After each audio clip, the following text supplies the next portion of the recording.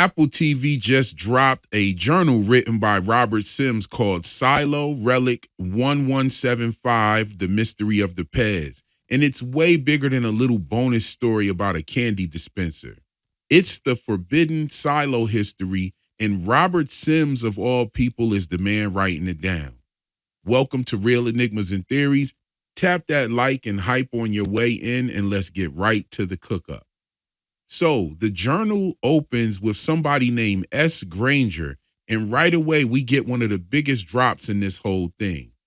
Granger says that these pages are the only known account of silo history and the only written existing record of life inside the silo because the official books were destroyed during the rebellion.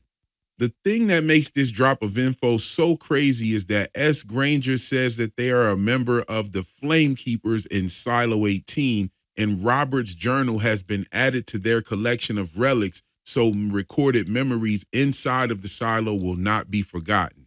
This means that Silo 18 is still cooking with people inside of it, and Robert is most likely gone. But it also means that the Flamekeepers are back in the silo. And I had been calling Sims, Bernard, and the rest of the others the new Flamekeepers, but this made the idea of them coming back a reality. Now, the irony here is that Sims spent most of his career confiscating relics, and now Robert Sims' own words become a relic. The hunter of forbidden history becomes the forbidden history. They're not just walking around calling themselves the Flamekeepers, though, but the function is there. You know, you have Regina looking for the relics to bring back Juliet's memory, and, you know, Bernard is actually helping along with that. They are functionally the new Flamekeepers. Now, Robert didn't just start writing this thing because he woke up one morning and decided that the pact was bullshit. He started off very much as the Robert Sims that we know from season 1. The head of judicial security and Bernard's right-hand man, Camille's husband, Anthony's father. He's pretty much genuinely believes that he's keeping the silo safe inside. The Robert Sims that we know from season 1 was just doing what he thought needed to be done to keep everything working in the order inside of the silo, even if that means getting his hands a little bit dirtier than he should. I mean, he even starts his first entry with a few crossed out statements that he doesn't quite know how to be honest about himself. You know what I mean? I've read the entire thing on my channel. I'll leave a link to it at the end of this video. Go check it out. I hear it's a pretty good listen.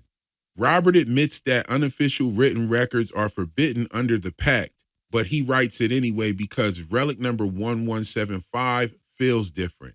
And that's the beginning of his transformation. This is a company man who started creating an illegal record because his own investigation no longer makes sense inside the official story, and the object is breaking his faith pretty much because he's noticing things about it that don't seem like any other relic in the silo. There are a couple diagram pages too that are pretty crazy. You have the front view, side view, the measurements, the internal shaft. You know, he knows that it says PEZ on the side, but he has no idea what the hell it was for. We know that the Pez dispenser is a candy thing, but Robert is looking at it like it's a piece of ancient machinery, which technically it is ancient machinery. What really sparked his curiosity is when he noticed that everybody connected to Relic 1175 gets destroyed. Lionel Nelson is sent to the mines. Laura Moore dies in the mines as well. And George Wilkins goes over the railing. And Juliet, she gets sent out to clean. And all of those people are connected to the Pez in some way. So the Robert we saw in season 1 was documenting this journal while he was covering up things for Bernard. And it's so crazy to think that he was doing this while we were looking at him as a villain. It's not like Robert just thought something was funny about the Pez, or he just made a sharp turn because of Camille's newfound authority. He was already flipping on the system. So then Robert starts digging into George and finds out that George did not only have this funny looking relic, he also found the hard drive containing hundreds of files from before the rebellion. Robert calls that hard drive their only connection to the past outside of existing relics, and he was pissed when Bernard destroyed it. We didn't know that, but we find that out in this journal. That same hard drive that got destroyed contained that Green World video that Juliet put up on the screen, and Robert saw that too. And I remember thinking back in season 1, if he saw the Green World video, then why the hell is he still on some bullshit when it comes to finding out the truth? Little did we know he was on his own journey of seeking the truth at that time. He learned that the Pez relic is one of the surviving pieces of the same forbidden memory that Bernard just destroyed. Then he finds Lionel Nelson's judicial files and starts noticing that Lionel became increasingly confused during the interrogation until it looked like there was barely anything of him left. Robert knew this was a result of the forgetting drugs, and he actually put 2 and 2 together and questioned if they used the forgetting drugs on Lionel and nobody remembers the rebellion, not their parents or grandparents. Did they use the drugs on everybody? So he put that together. And this is something that was confirmed by Bernard, but Sims had already put that together. He already realized that something had went on with the entire population if nobody, including their grandmother, even remembers the rebellion. Robert wrote that every family tells basically the same approved story with the same names, heroes, and the same storybook ending. It's pretty much the same history that everybody believes. And season 1 was showing us all of this, and now it even makes more sense that I get to read like Sim's diary and him talking about this. Because remember when Holston's wife went down to meet George, you could see the play that was going on that made the founders out to be the heroes of the rebellion. Not so fast, rebel! In the name of the founders! That was the propaganda after chemically deleting the competition. Erase the memory and then give the people the replacement story.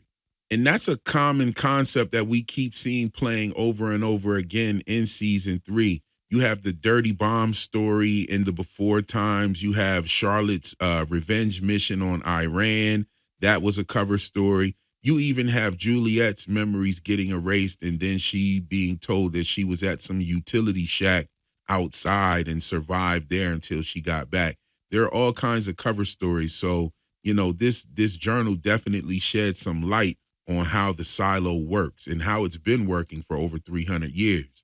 Now, Lionel's files list several objects connected to him: a rubber ball, a black and white picture of a little face, a blue cloth patch with a white star on it, which was probably a piece of the American flag, a children's book about Georgia, that Adventures in Georgia book from season 1, small spiked metal pieces, and I'm thinking that those were jacks that went with the rubber ball, a handwritten notebook, and a cow-shaped stuffed doll that I think we saw back in season 1, and it made it to Juliet's family. I believe her little brother had it, and then they even brought it back to her in season 3 to jog some of her memories.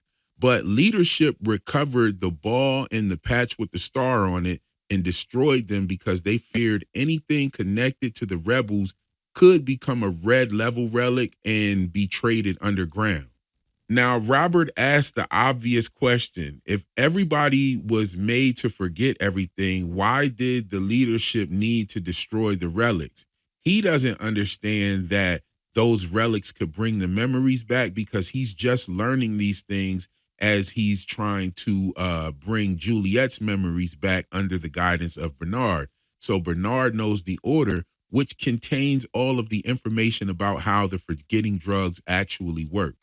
And this journal is showing Robert independently figuring out some of these things before he actually understands the order from what Bernard is telling him after him and Juliet came back.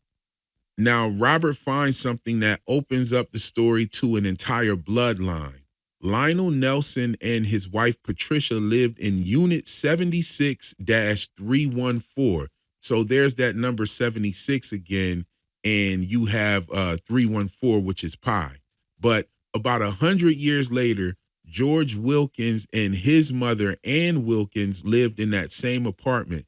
And like I said, that number 76 pops up again. I know you remember when Sims gave Nurse Amy the instructions to send Juliet to utility closet 76. I did an entire video about the 76, the Georgia Guidestones, and the Peach. Go check that one out. I'll leave a link to that right here. And you can check my other video out when I'll leave that link at the end of this one.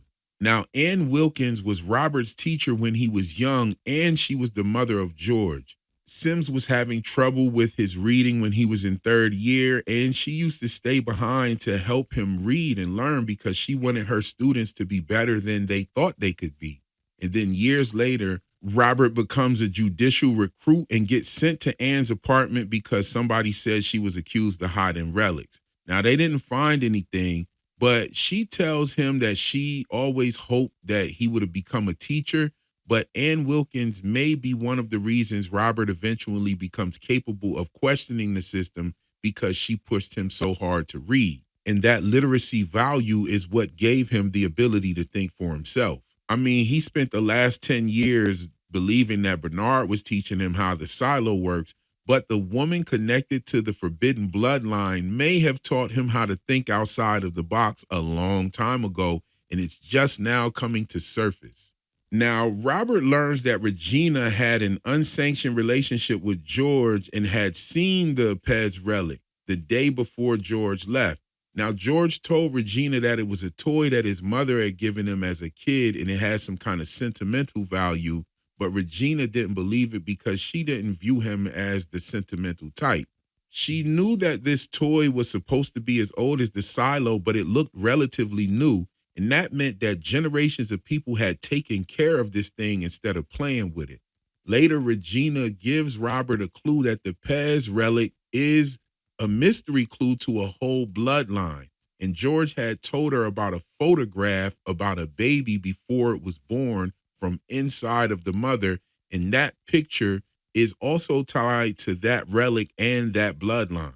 And a picture inside of the mother's womb is a sonogram, which Robert had no idea what it is. And Bernard eventually explains it, that it's a picture created from using sound frequencies to see the fetus inside the womb. Bernard says if leadership found something like that, they would burn it and drug anybody who saw it.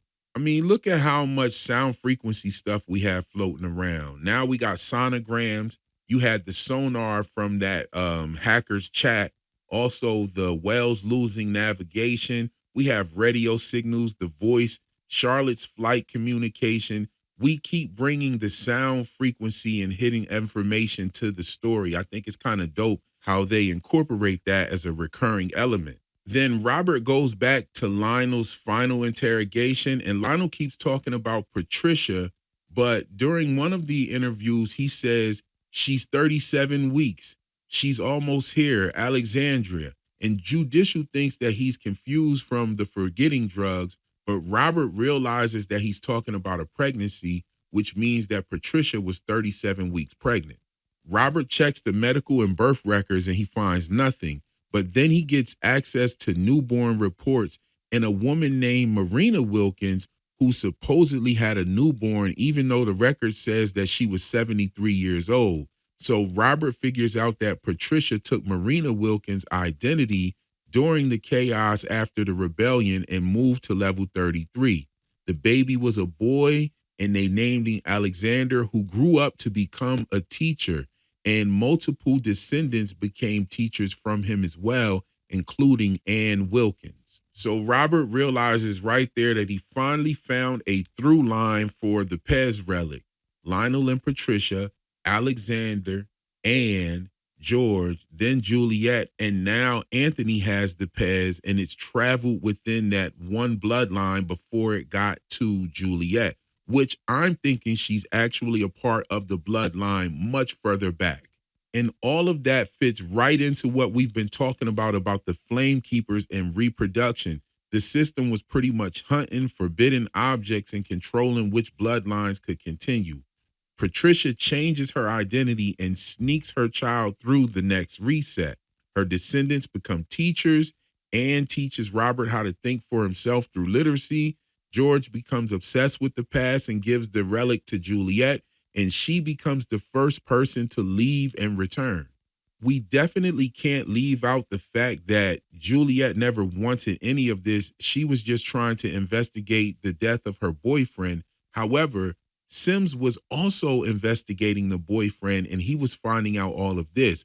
We saw it through the lens of season 1, but now reading this journal and going back and looking at some of those scenes, I can tell that Robert was definitely on a mission back in season 1. I look at it totally different now, and I see his whole entire character differently than I saw him in seasons 1 and 2. Robert didn't start lying to his wife when Juliet and Bernard came back. He'd been lying to her. He kept this whole journal away from her. He didn't tell her anything about that. So it's no surprise that a man that was creating a journal like this would go to the lengths that he went to preserve the lives of Juliet and Bernard. Real big Flamekeeper type shit. Robert pretty much figured out the system is telling everybody that the rebels destroyed history, but Bernard tells him that the rebels didn't destroy the books and servers. The leadership of that time period did so. The people that were running the silo, they murdered the history and blamed the rebellion for it. And that's just how actual history works. It's written by the winners, and there's no telling what the winners did to win. Robert now realizes that Bernard is one of the few people left who actually knows pieces of the real history. And that's why Robert later refused to kill him when Camille gave that order. Bernard is a living archive, and killing him would be like burning another book. Now, we know who brought the Pez into the silo because we saw Daniel give it to Helen at the end of season 2. And we now get a revelation that a sonogram picture is also tied to that relic. You have to go ahead and read this book, or you can just watch this video of me reading it. I'll leave a link at the end. Some people say that I actually sound like Sims, and there were times that they forgot that it wasn't him actually reading it. I'll leave the link at the end. Go check it out. There's so much more in the journal that we can talk about, but I think we'll just sprinkle it around throughout the rest of the season. So, who do you think S. Granger is? Do you think Juliet and the Wilkins bloodline eventually connects all the way back to Helen? Do you think that Unit 76-314 is going to matter again? Do you think that Robert realizes before the end that he has basically become one of the Flamekeepers that he's been hunting? And how much time has passed if the new Flamekeepers are adding Sims' journal to their collection of relics? Let me know your thoughts in the comments. And if you like this video, go ahead and do all that dope YouTube stuff and send this video to somebody who watches the show. If you're not subscribed yet, hopefully this will be the video to make you do it. That's all for the video this evening. I'll catch you in the next one. Peace.